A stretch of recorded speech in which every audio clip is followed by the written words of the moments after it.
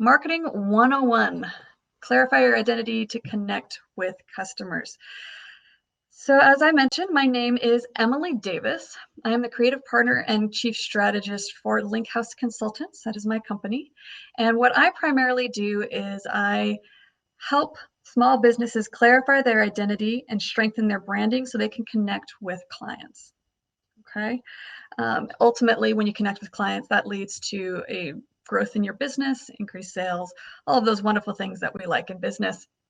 So that's what I do. I have been working with VAFMA for several years now, since 2016. I don't do everything for them, but I do a lot, and we have a lot of fun. I work a lot with Kim and Mary, and we have big plans for 2020, which we're excited about, and we hope that you guys will enjoy those plans. I have had over 10 years in graphic design, in the past 3 years with more of an emphasis on marketing. I do websites, logos, anything that has to do with the branding of a business, print design. I've even done books, all those sorts of things. So I do have quite a wide variety of skill sets that I pull on, but what I enjoy most is working with small business owners to help them realize who they really are. And we'll go ahead and discuss why that is important. So what we're going to cover today is what I mean by identity, because that is a word that's tossed around a lot. And so let's talk about that and why it is important. We're also going to discuss where to start with identity or where to continue. If you're one of the people that indicated that you already have a logo, you're not sure if you like it, this is something that you continually go back to, is your identity. And so I can help you figure out how to continue on with that. We'll also discuss the elements of branding, such as fonts, color, images, and then ultimately a logo, as well as resources for small businesses. I know a lot of you are kind of bootstrapping things, and so I want to make sure that you have tools to help your businesses as much as possible. So I'll give you a couple of the tools that I have found through the years, and then I can answer some questions at the end. So quick poll. I know at least one person's answered it, but down below there is a poll area, and you can go there and just quickly answer that question of which statement best describes you. Is your business or market, does it have a logo that you love? Does it have a name but no logo? Or does it have a logo and you're just not sure if you love it? So if you could answer that question for me, I'm just curious where everybody is on that. So far, people have a logo, but they're not sure if they love it. Oh, that's looking like the majority has a logo, but they're not sure if they love it. That's pretty common for people, because what happens is a lot of times we start out in business and you need a logo. You need to get something so you can put it on a business card so you can hand it to a person. But the tricky thing is that logos and other identifiers are very unique, or need to be very unique to your business, so that people will know who you really are. And when we just get something really quickly, it doesn't take long for us to realize that it's not connecting with who we really are or who our business really is, as well as connecting with our clients. So your identity, it's more than a logo, it's more than a website, it's who you are. One of the biggest problems I have as a designer is when clients come to me and they say, well, I just want a logo. And they tell me they just want it to pretty and they want it to make money. That's not enough information, unfortunately. What goes into the logo is dependent on what you want to come out of the logo.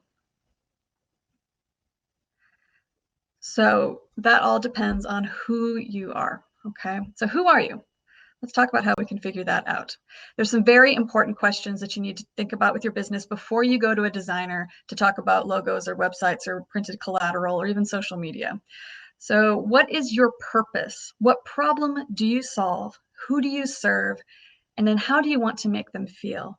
Now, hopefully if you've done a business plan, you've at least put some effort into this, talking about demographics and the clientele that you want to serve.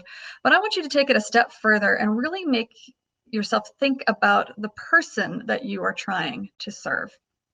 Okay, because we're not just independent things floating out there. We're trying to make a connection. So like in this photo, you see there's a vendor and they're making a connection with that customer. And if they want them to return, they need to make sure that there is an emotional connection.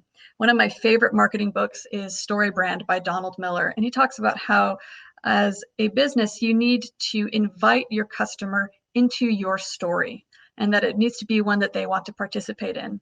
And one of the most difficult things for businesses to understand is that you are not the hero of the story. Your customer is. You are meant to be the guide, the Yoda, the Obi-Wan, the the side person that helps people understand what their true mission is or how they can solve the problem. You're there to give them the tools, the guidance, and the wisdom. And once you do that, it allows them to make a real emotional connection to you. And that's ultimately where sales come from. Because people don't just buy the best, they don't just buy the cheapest, they buy whatever thing or business connects with them first. And when you look throughout history, you'll see lots of businesses that had better products that didn't survive because they just couldn't connect with an audience. This really goes down to the understanding of who your ideal client is. I know you've probably heard this phrase before, but let's really talk about what that means for you. There are so many different types of people in this world, and there are many different niches, interests, hobbies. But when you are creating a product or providing a service, you have someone in mind. We don't always want to verbalize who we have in mind, but there's a person in your head that when you're thinking about, I'm making this thing, or I'm baking this thing, or I'm creating this thing, who am I giving it to? And the temptation is to make it just everyone. I am growing tomatoes for everyone. But you know that can't be true because some people will only eat Roma tomatoes as opposed to heirloom. Some people are going to want organic. Some people could care less and just want it to be cheap. There are different types of personalities, and you are trying to appeal to a specific one. So let's talk about this person. An exercise I often do with my clients is to have them actually create their ideal customer. At one seminar we were at, we had them draw a face and then write all the different things about this person that we could think about. What values do they hold is probably one of the most important. What type of hobbies do they do? What things do they do for fun? What music do they listen to? Sometimes age and gender play in, sometimes they don't, but just being aware of whether or not those characteristics do play into your ideal customers is very important. Cultural heritage can influence whether or not you're going to connect with them. And then something that I always encourage my clients to do is to actually give them a name. For example, you could call your person Katniss. Anybody who's read The Hunger Games would associate a name like that with a person who's kind of a loner, maybe really good at self-defense or interested in taking care of themselves, maybe don't have the best social skills, but they are very driven, motivated, and a survivor. And so that's a particular type of person. So if I was trying to appeal to Katniss, there are certain choices that I would make as I am developing my branding that I wouldn't make otherwise. Your ideal client, it's also important to note, is a reflection of your own values as well. That does not mean that you are only appealing to people who are exactly like you. That's not true at all. Oftentimes we're appealing to people who do come from different backgrounds, but you have some common ties to them because that's what helps to connect you. And so it's important to recognize what those commonalities are, but also where the differences are, because you may like a logo design that is very modern and sleek because you're a millennial. But if you're trying to attract boomers because of some of the values you have in common, that's not always going to translate well. So something to keep in mind. I just really love this picture of little child selling lemonade because this goes back to the identity of a lemonade stand. You think about children when they're selling lemonade, usually don't have the best lemonade, and they don't have a lot of marketing know-how. But the story that a lemonade stand run by a child tells us is this child's trying to earn money for something, and that's something we want to support, right? You see that child and they're not at home playing Xbox, they're not running around on a playground, they're doing something industrious. And that's a story that we are interested in being part of. That I help that child get the money to go to Disneyland or get the money for band camp or buy his sister something, whatever story happens to be going on. We like being a part of that. So think of yourself as that lemonade stand. What story are you inviting your customers to participate in? All right. So once you have solidified your identity, that is when we can begin to talk about branding. I actually had someone recently ask, what's the difference between brand and branding? Okay, so branding has to do with the actual elements of your brand, such as the website, the logo, all those pieces that go together.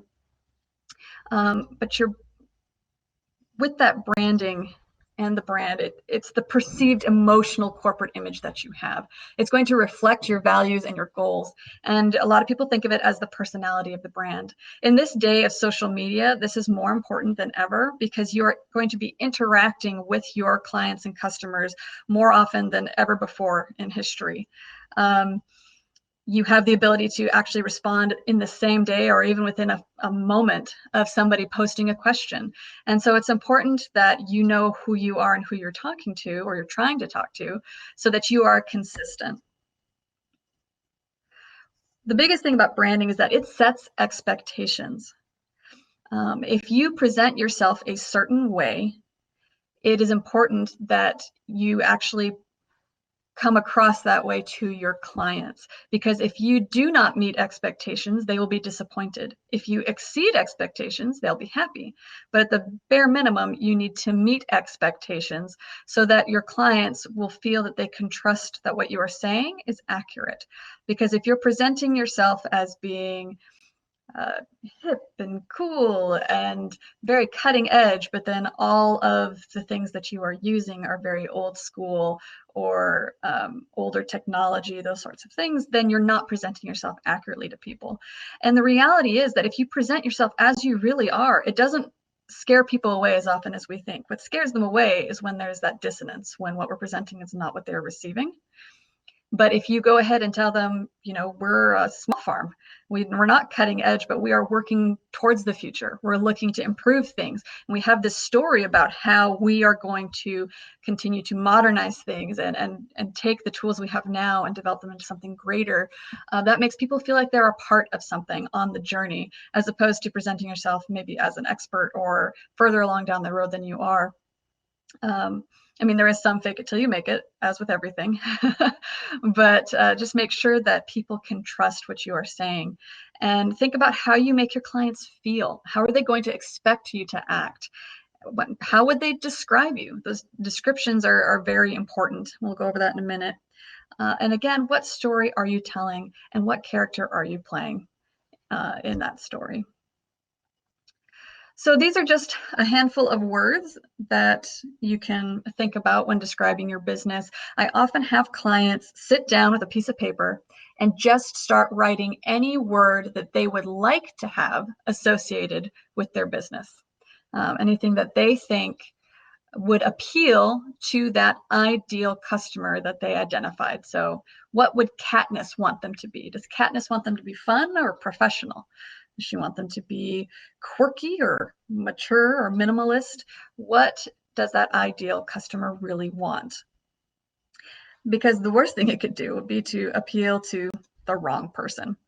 A note about marketing in general: a lot of times people think of it as being one road that just has a start and it has an end, that's success. But the reality is that with marketing, it's really more chutes and ladders, because you may get to one part in your journey and realize, my logo does not connect with the clients that I'm actually trying to attract. And so you need to go back and reassess who am I really trying to attract, or what type of customers actually get me a greater revenue, are more fun to work with, make me feel happy inside. Don't discount your own feelings. If it's really hard to work with a certain type of customer that you thought you wanted to appeal to, maybe it's time to reassess, to go back and think about, who am I really looking for? Who am I really working for? And then once you've done that, the great news though is that there is a ladder that can take you further, that you may have been plateaued at a certain point on the road, but with that ladder of understanding who you're really working for, you don't lose all the work you did prior to that point. You get to kind of skip ahead a bit and be even more powerful than you were before. So for those of you who had a logo that maybe you're not crazy about, the good news is you have way more data to work with now about who you really want to attract and what attracts them, a greater understanding of who they are. And so we can help to take that ladder a little bit higher. All right, so if you are starting out at the beginning, you may need a name for your business, or some of you, again, may be reconsidering a name change. And if you're doing that, something I recommend is to do free association, writing down all those words, as I mentioned before, but then on top of that, also looking up synonyms or other words that are similar to what you wrote down to see if they describe it even better. I had a recent client who has a psychology practice, and she was looking to change her name because she realized she named it several years ago when the word mental had certain connotations, and over time words change, and she wasn't comfortable with what saying that someone had mental balance meant anymore. And so she wanted to change it to something that was lighter and happier, and she was successful in doing that.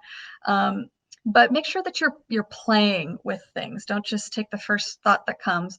But if something sticks with you for a long time, that can make a difference. And again, always go back to, well, what would Katniss think about this name? What would it mean to her? And always make sure that you Google names for anything, a product, anything, to make sure that there's nothing else out there that has a similar name that might be a bad association, and especially that there's no websites associated that might be bad as well. Let's talk about some of the branding elements. We do have fonts, colors, and images. That's what we're going to talk about here. So fonts. A lot of times people think there's only a couple fonts in the world, so why does it matter? But I can tell you right now that fonts do matter, right? You can see here, You'll Always Be Mine has very different connotations depending on what type of font you're using. And fonts are always communicating something to your customers. And there are hundreds and hundreds and hundreds of fonts out there. I used to call it going down the rabbit hole when I would start looking at fonts, because they're really interesting to look at. Oh, sorry, I just realized that the webinar took out all my fun fonts, so just ignore that one right now. But serif fonts are the ones that look like Times New Roman. Sans serif are like the fonts that are on the screen right here. Slab are much thicker, usually used for the top of headings. Handwritten, of course, looks like a handwritten font. Script is just a fancier version of that, where it looks like Thomas Jefferson wrote it or something. And then decorative would be something that maybe has flowers coming out of it, or is a little bit more goofy, or looking like something you'd have at a circus. So the titles go along with that. I will say that at the end of this webinar, I have a lot of resources for places where you can go to look for free commercial fonts, because as I said, there are a lot there. But it's really great for branding to know what font is going to communicate well with your customers. For instance, handwriting can be a very good one to use if you're going for more of a folksy look, or for something that is more personal, whereas a serif font is traditional and typically used for business. And so you can mix and match these, but it is important to remain consistent. Talk about color here for just a moment. Colors have a psychology behind them. And so the colors that you choose to use in your business do make a difference. You can see here, this is an emotion guide. Now, colors can change over time, as with anything in marketing. So a color that maybe was popular in 1970 may look really dated today and may not be a good choice. And that's why you'll see that brands do periodically shift what colors they're working with. But just on the average, these are what we associate with these colors. Yellow is very optimistic and has a warmth to it. It's very clear. It also is seen as being fast. That's not something that's on here, but you can see several different brands on there that we associate with being quick. Orange is a more friendly version, cheerful. There's confidence. Red is excitement, youthful and bold, but red also, it has a happy side and it has a creepy side. So depending on which way you want to go with that, as with all of them, there's a light side and a dark side. But red can be very bold and it grabs attention very, very quickly. Purple is creative, imaginative, wise. It's also seen as a royal color, especially the deeper and closer to blue that it goes. And blue has trust, it's dependable, it's strong. You see this a lot with banks or with any sort of institution like a lawyer, just very professional groups tend to use blue. But we lately have been having a resurgence of blue as being a fun and youthful color.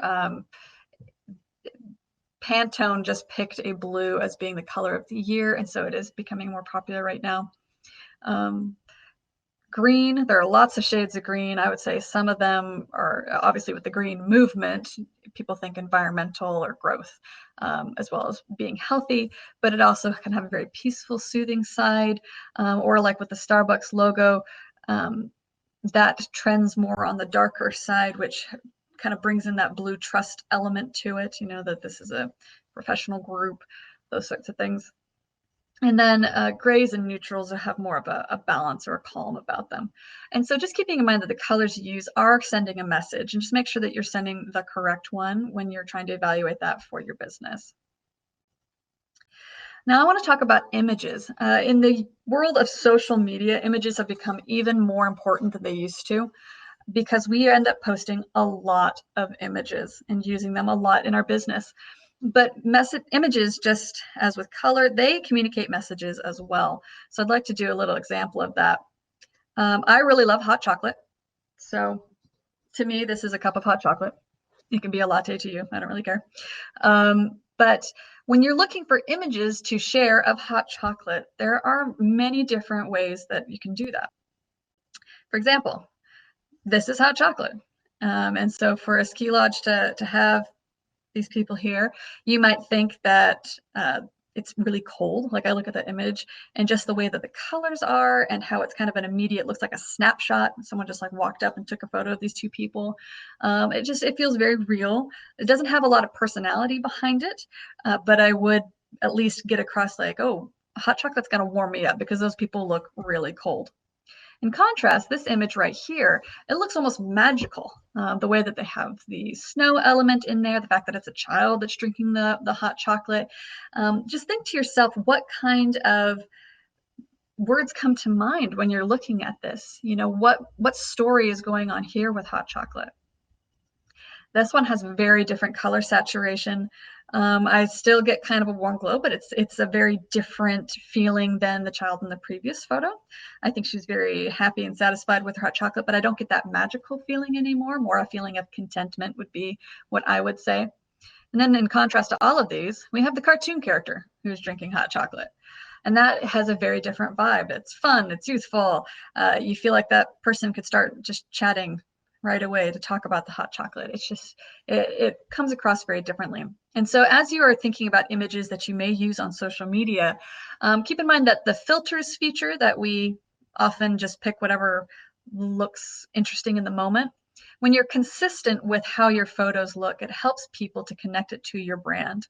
It helps them to understand what world and story you are in, because as the bottom left photo with the kind of desaturated look, a little bit darker shadows, that's a very high contrast to the top right with the magical feeling. And being consistent with that will begin to communicate the message, our hot cocoa is magical.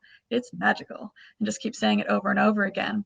And so if that's what you're trying to connect with, make sure that you are consistent with your imagery.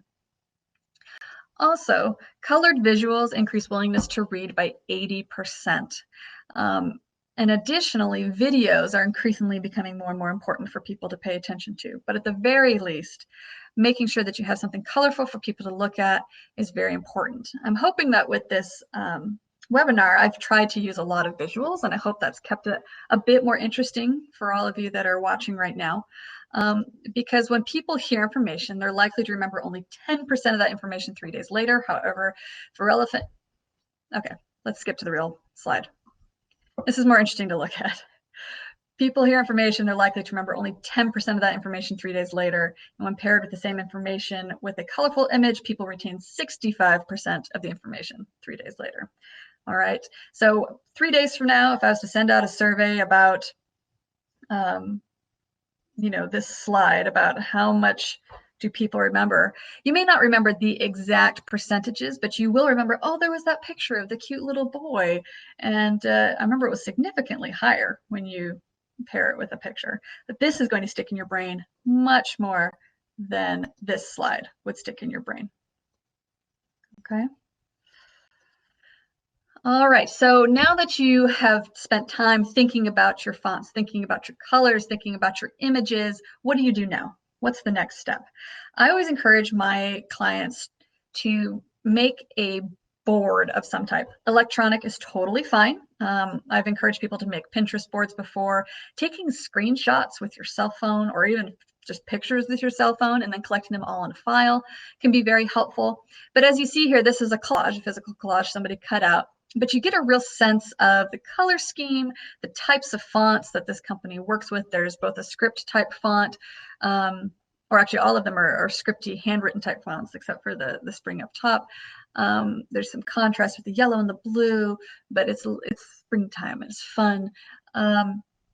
So that's a very particular type of mood board. And if you're going to be working with a designer, any type of designer, it is very, very helpful for them if you already have something like this collected, that you don't necessarily know how or what to do with the information, but you can say to your designer, look, I know that I love these colors and this is going to appeal to my ideal customer.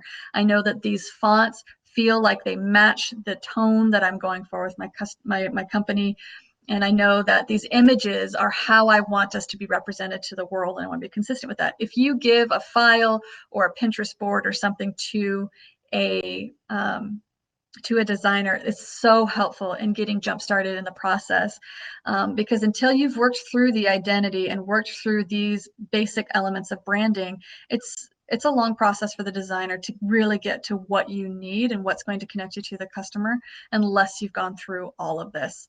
And as you know, time is money. So if you save time with your designer by presenting them with these materials up front, it's very helpful. If you're thinking of doing a rebrand, if you're looking at your current logo, you need to be writing down, like, what do you think is not connecting? Think about that ideal customer again, that maybe that has shifted from what you originally thought when that was designed, or maybe it was designed by a previous leader in your organization. But really sitting down and saying, who are we trying to appeal to? What's emotionally going to work for them? And then packaging it all together so you can see it and get that mood. These are typically called mood boards. Once you get that mood, it is so helpful. And then if you can display it someplace for yourself, that's helpful too. That as you're going along in the future, you have your original mood board to ground you, because it's always tempting to hop on the latest fad. That you see everyone's posting something on Instagram and it can be like, oh, well, let me just post this really moody shot with a famous quote because that sounds really cool. But maybe you should have a different background on that same quote because of who you're trying to appeal to. That instead of someone walking alone on a beach, you have maybe a farmer who's digging in the ground. That it's a different look to appeal to a different demographic. And sometimes we need to be pulled back. So having a mood board that you can look at can be really, really helpful. When you're creating this, ask questions all the time. I know I've asked lots of questions on this webinar, but always go back to, what does your customer want? How do they currently feel? What feelings do you want them to have? What companies elicit the response you want? It's okay to look outside of your industry to see what feelings are evoked by other companies that you want to mimic. And also think about whether or not you're excited about your brand. If you are not excited, it's going to be really hard to connect with your customers and get them excited. And so if you settle for a logo that's just kind of okay, that's ultimately going to hurt your progress, because you need to be excited about your story so that you can invite others into it. And also be comfortable in your skin. This kind of goes along with the fads, that you really don't want to push the envelope beyond what you're comfortable with. I mean, growth is good, but you have to inhabit this character you are creating. If you're the owner of a business or the marketer for a business, you're going to be around this person a lot, this character that you've created, and you want to make sure that you like them, because if you don't like them, you're going to be pretty miserable. And I have seen clients try to create characters they didn't like, and it was not comfortable. So here's just an example of another mood board and a different one. So if you're trying to sell cosmetics to Katniss, which of these mood boards would Katniss like better? For my money, I'm going with the dark one. but always go back to who is that ideal customer and what is it that they're looking for? What problems are you solving? What story are you inviting them into? All right, now we'll talk about logo. As I said at the beginning, a lot of times people come to me because they just want a logo, but until we do all of these other exercises, it's really hard or pretty much impossible to get a logo that's going to communicate what you want without establishing the identity first. Because in order for it to connect, you need to know who it's going to and who you are. All right, so as far as logo design goes, let's keep it simple. This is actually one that I just downloaded off of a stock photography website. So it's a very basic logo, but it does communicate certain simple things. Obviously, this is related to a farm. You've got kind of a handmade look to the title, the farmhouse. But it's easy to put on, say, baked goods or to stamp on something. It's very clean and clear. You need to think about what end you have in mind for this logo. How are you going to use it? Are you going to stamp it on something? Are you going to put it on a t-shirt, on a hat? Embroidery companies can only do certain things with embroidery. If it gets too complicated or if it has a gradient in it, it either is too difficult to do or is really prohibitively expensive. And so keeping that in mind, that what can I do quickly and efficiently, but that also communicates who I am and can be used in the way that we want to be using it for the next 2 to 5 years. It's okay to change down the road, but you don't want to plan to change within a year or two because that just hurts. This is a big enough headache. Let's see if we can plan for a little bit longer. Also think about whether you're primarily going to be using this in digital or in print form. Some things look really great on a computer screen that do not print well on a letterhead, especially if you have small type, because on someone's phone, they can just pinch their fingers and make it bigger, but people can't do that with a letterhead. If it's tiny, maybe they just can't read it.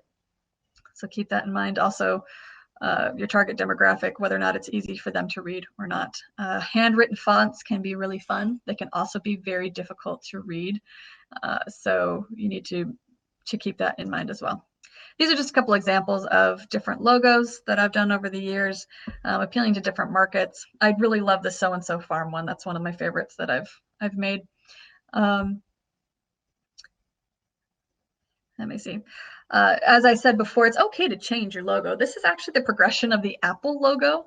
I find it very fascinating that their original logo was so complicated, and I can't read exactly what it says. It's too small on my screen. But it has writing around the edges of that image of Isaac Newton, and it's basically trying to explain why they're Apple, because the apple fell on Newton's head. It's overly complicated. And so it didn't take too long for them to realize they needed to simplify, and that's when they went with the very colorful logo in the middle that a lot of us are familiar with. But even that, over time, became kind of a dated, looks like it's from the 80s, 90s type of image, and so they simplified into the monotone color that we see today. Or monochrome, sorry, color. Actually, I think we typically see it in white, but that doesn't stand out against a white background. So here we have apples. Another one that has changed many times over the year is McDonald's. I believe they even have a different iteration today, but this graphic didn't have that. So it is okay to change your mind in the future, because remember, we're playing chutes and ladders here. So even if you feel like I'm too far, I can't change, if you're not appealing to the right type of customer, you're making your work harder on yourself. And so I don't take it lightly to redesign things. You also shouldn't feel like you have to stick with it forever. All right, because eventually you'll get that ladder and it'll take you back up higher than you've ever been before. I'm just going to do a quick sidebar here about logo files, because if anyone is purchasing logos from places such as Fiverr or Design Pickle or any of these companies that sometimes do logos less expensively, they sometimes sell you packages where you're only getting one type of logo file, and that can hurt you in the future. So I want to make sure everyone's just aware of what these different logo files are. .jpeg, it's a common type of file. It's the rectangle with the white background. I just think of it as a picture. Most picture files are JPEGs, and but they are always rectangular. All right. They do lose image quality as they get bigger, though. So if someone sends you a picture and it's really small, when you try to blow it up, it looks really bad. So keep that in mind. A PNG file, though, this is what I call a sticker file. This typically has no background, and so it is just whatever the shape is of the image that you have. So if your logo is not a circle, or it is a circle, if your logo is a circle, it's not going to have that rectangle around it. And so PNGs are very useful on the web or whenever you want to stick your logo on something and not have a white background on it. But it also loses quality as it is enlarged. A PSD file is for Photoshop. That is usually where PNGs and JPEGs are created. Back on the left again, a .ai or .eps, those are called vector files. And the wonderful thing about vector files is that they can be expanded to be any size. So if you're creating a gigantic poster or a gigantic banner or putting something on the side of a building, you're going to need the EPS file for that. So if you are purchasing a logo, you need to make sure that you get an EPS file, that it's not just a PDF or not just a PNG or JPEG. The EPS file is what will make it so that your logo can be as small as you need it to be or as large as you need it to be. Typically, vendors ask for the EPS file because it is the cleanest and clearest, although oftentimes they will accept PNGs or JPEGs for smaller items. PDF is usually used for print. There is an Illustrator PDF file that sometimes printers will use, typical for business cards. It also loses quality as it's enlarged. All right, be careful if you ever get a file that's .indd, that's InDesign, that is for layouts specifically. So that's an Adobe product, so just be cautious of that type of file. A .tiff is a very complex version of the JPEG. Usually it's a much larger file, but that's in photography often used, and so you'll have much bigger file size with a TIFF as opposed to a JPEG, which has been flattened. And then there's the GIF or GIF, depending on how you say it, but this is what is used for animation. Used online for memes and animated images and emails. You guys have all seen them, and they're really fun to send to people. But I just wanted you guys to be aware of what these different file types are. It's just common questions that I get from clients. Now, at this point, once we've gone through all this identity and branding, we've talked about who you are, who your ideal client is, what story you're telling, what you look like, how you're going to behave, what your personality is. Now is when you need to start taking that logo and adding it to business cards. And then talking about whether or not you need print collateral, such as letterhead, or if you're just going to stay all digital and do things more on social media. Websites are important, but you can get away in the early stages if you have a limited marketing budget. You can get away with having social media pages initially that you direct people to. And then if there's a particular need for a website, that is usually to establish more of a sense of authority, like to tell people more of your story or more of your mission, or to allow them to do particular functions such as, sign up for webinars or see our library or see our resources. But in the early stages of business, it's social media can cover a lot of bases that websites used to. I often think about Facebook, and I don't know if anybody attended the VAFMA conference or had the chance to go to the social media webinar or social media seminar that I did, but I talk about how social media is basically like having a billboard, and you just need to make sure it's on the right street so the right people are driving by. But I love having, a Facebook page for your business. That's a free billboard that you get to put up that has your hours of operation, your images that you want to have available to people, phone numbers or emails and chat boxes that they can call. And so while I still think websites are important, they're not as important as they used to be, but they're great for establishing authority and for being a resource for your customers. But you really need to sit down and figure out what do they need to know now and how do I want to help them? What story am I telling? And then you can decide whether or not you need to invest in a website right now. YouTube videos, those are becoming very important. It's YouTube/videos because Instagram also has very robust video features now. I think the statistic is 85% of people now want to see videos on social media, and they don't even turn the sound on. They're mostly just scrolling through and watching videos with the captions. And so if that's, something you're interested in, we can have a discussion offline, but it's becoming progressively more important. And so what you guys have all reached is a fork in the road where you need to decide what is the most important things to get established right now. Because once you have your brand and identity, you just need to pick a direction and then go full bore into it and be confident in who you are and the story that you are telling. Now, Lynn did ask about social media, so we'll talk a little bit about that right now. As I said, these are billboards. This is your chance to show people who you are. And so think about the cover images for each of the social media pages. These are all Facebook, and actually this is Facebook from a little while ago. They've changed to circular, I believe, now for their icons. But with the seasonal background, I mean, you can change that out whenever you have a new campaign, or maybe it really is literally the season changes and you just want people to become aware of a different part of your personality. But keep your icon or the profile pic consistent so that people always know that if they are going to Sue's Salads, that it is the same Sue's Salads that they were looking at before, so that they can look you up and keep in contact with you. Let me see. All right, so Lynn, you had mentioned that you'd like to know what content is most effective for customers on social media. So I'm just going to give you kind of a quick rundown of what I've found. If we take the bigger platforms, Facebook is still the #1 platform. Like, it reaches a ton of people. And a lot of that is because it's cross-generational. It gets older people, younger people. And so while it's not as hip as it once was, it still is a very great place to have a billboard available. The type of content that is good is always have an image, but when you're telling stories, Facebook's really good for that. That when you're going to write out a story or say like, hey, this really cool thing happened. Mama Crockett's Cider Donuts, which is that middle brand right there. I love how they have used Facebook over the years. They create Facebook events for their donut truck that they take all over Virginia. There's about 6 trucks that they have, little campers. And anytime they're going to be in a different city, they create an event for it so that they can then send that out to all their followers and be like, hey, guess what? We're coming to Lexington, Virginia on Saturday the 21st. So who's wanting to come? They'll do drawings. They'll be like, hey, first person to comment here that they're going to stop by the truck. We'll do a random drawing for a free dozen donuts. They use that really, really well to use those events to draw people in to what's happening because they're a mobile unit.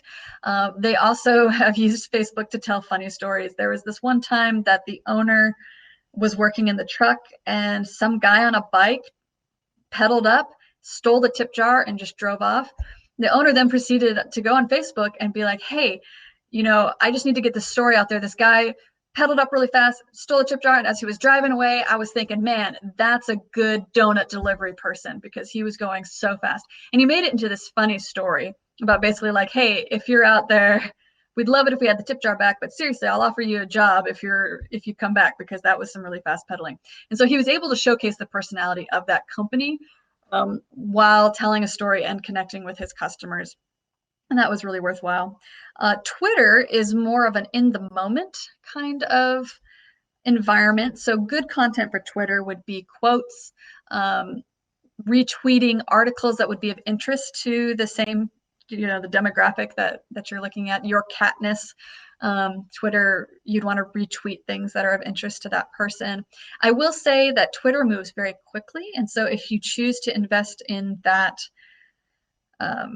social media platform, you're going to want to make sure that you're spending time daily and that you plan out the type of content you're wanting to do. Because it is more immediate, you may not always know exactly what you're going to post, but you're going to need to be aware of the type of content you're going to be posting and investing time into that.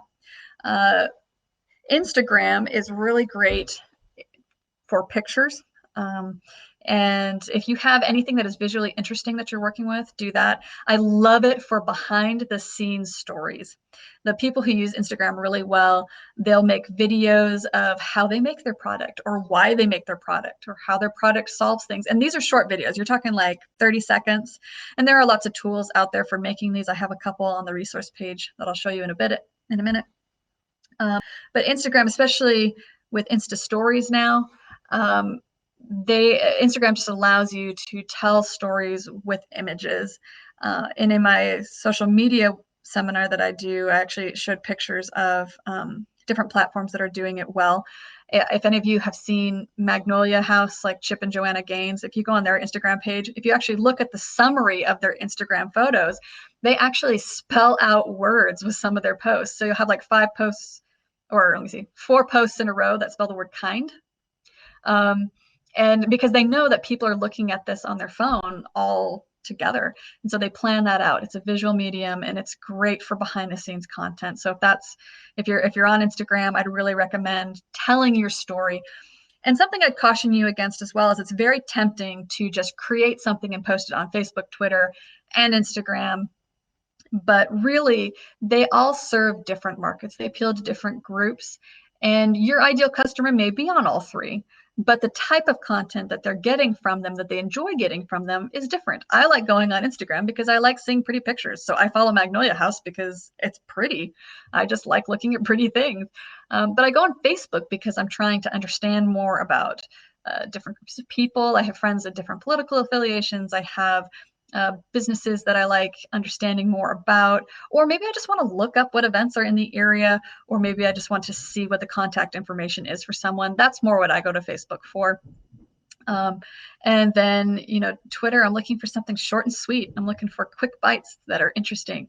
A really interesting person who has really great information about social media is a man named Gary Vanderchuk, and people call him Gary V. And if you have seen any of his stuff, he posts a ton of content, but on each platform, it's very, very different. And he talks actively about how you can't expect to, knock somebody out, as he says, because he talks about it in boxing terms in one of his books. You can't expect to knock somebody out that's a different boxer in a different arena, the same way. So Twitter, Facebook, Instagram, they all have their different strengths. And it's okay to pick one that you focus on, but to do it well will really make a difference for your business. Another really great one is LinkedIn. That is really good for making connections to other businesses. The type of content on there tends to be more professional, networking, articles, those sorts of things. So I'm not sure how much that would appeal to if you're in a market, it may be more important to focus, I would say, on Instagram probably now, and then Facebook, just because, like I said, it's a free billboard. Just get your contact info up there. But the behind the scenes, I found with a lot of markets that I've talked to, they can communicate so much with a photo. And if your vendors in your markets, if you're talking to them about social media, you guys can create a hashtag that's unique to your markets that each of the vendors can use. And hashtags are meant to be search engine friendly. Like they're meant so that people can look up, farmers markets in VA or something like that. We don't always use it that way. A lot of times we use them just to make snarky aside comments. But if someone is searching, in your stats, in your Instagram and your Facebook, you can see what people have been searching and how you have popped up in those searches. And so those statistics are really interesting. Lynn, I hope that answers your question at least a little bit. Does anybody else have any questions that they're looking to have answered that I haven't covered? I know I'm getting close to 1 o'clock here. But if anyone has another question they'd like answered, here are some resources that I have looked for. When I was at the conference, some people had asked if there were any alternatives to Canva, because not everyone loves Canva. So I did find a whole list of alternatives there in layout design. If you're looking for that. Do I have an opinion on email newsletters? Yes, I do. So I have used Constant Contact, MailChimp, and Robly. Those are the 3 that I have used a lot. I will say MailChimp overall is my favorite because for the designer, it is easy to get going and get it looking nice. Constant Contact has been much more of a headache on the design side. And yeah, I would pick MailChimp probably out of those three. Robly actually has some really cool features and it's design friendly. I have not looked at pricing in a while though, and so that would be the one area where I'm not sure what your needs are. MailChimp does have a free version, which I think is up to 2,000 contacts, but you can only have one list. And so sometimes that can be tricky, but you can segment that list into different pieces. So if you're wanting to focus on social media or if you're wanting to focus on different groups with your emails, you can definitely use it that way. And Kim has asked, will this presentation be available to review after the webinar? Yes, it will. We're going to have it on the VAFMA website, and Mary's going to upload it to YouTube as well. And then you should receive an email that has the replay included in it. So any other questions that I can answer for you?